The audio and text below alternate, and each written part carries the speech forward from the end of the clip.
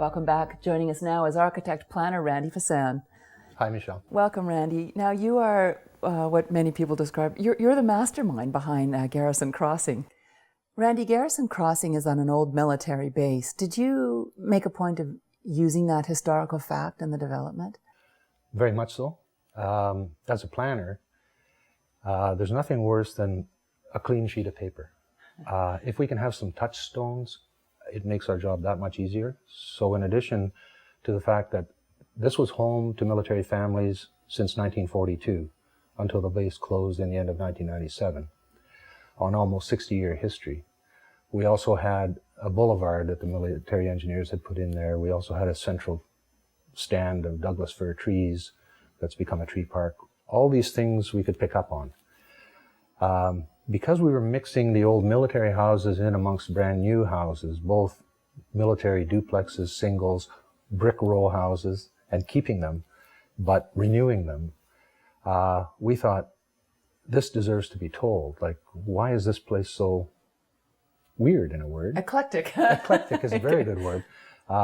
So we did commemorations of the long history of the site as home to military families and what life on the base was like, waking up to a loudspeaker with taps playing in the morning. And all those stories are there to be read in 26 sites around the property. Can you talk about the genesis or the philosophy that went into developing this community?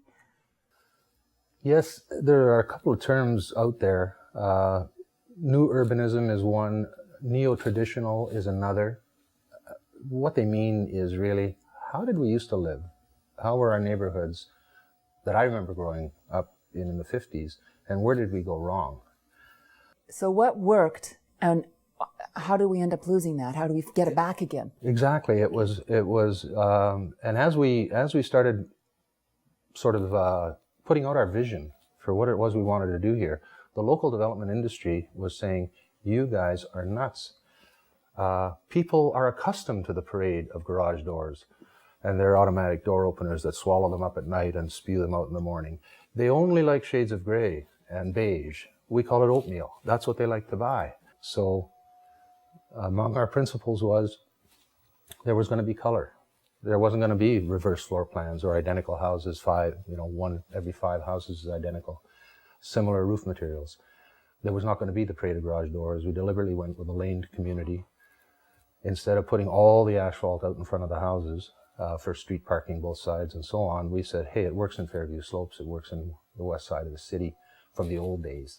We can go narrower streets, put that residual pavement in the back, put the garage doors off a lane. So you in fact said, okay, something switched wherein the developers and the builders said, this is easiest, cheapest for us. We're going to build houses in a certain way. But it didn't account for the human spirit, the need for community, the need for serendipitous conversations that happened by virtue of the architecture. I think it was an innocent casualty. Yeah. It really was. But people greatly didn't realize. missed. That's right. People didn't realize that what they were doing with engineering standards, with that sameness that occurs when you're trying to just save, when you're driven by the almighty dollar. They didn't realize there was going to be a social change. In an effort to streamline and keep things, relatively reasonable to build, something's gone missing. Yeah, I would agree with that statement. And it brings to mind a phrase that a senior partner that I worked with years ago used one time, and I forget the context, but he said, everybody's busy going about doing things right, as opposed to doing right things.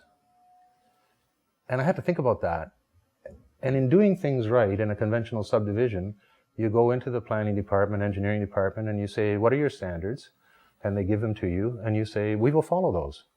Then you give your plans to BC Hydro and TELUS and now Fortis, and they put their above ground transformers and transmitters and everything out in the front yards, because everything in modern subdivisions is put underground. But there's these green cans everywhere, like the box with the dead guy with the lightning bolt through him. Yeah, right. And there's no thought to where those go. The designers on the project don't participate in that. And likewise, you let the builders come in with their stock plans and on their stock lots and what have you, and you get that sameness that I lament. But and they're doing things right. Everything is by the book. Check the list. So when you pioneer and you try to do things differently, you need, number one, you will most often have an ally in most planning departments.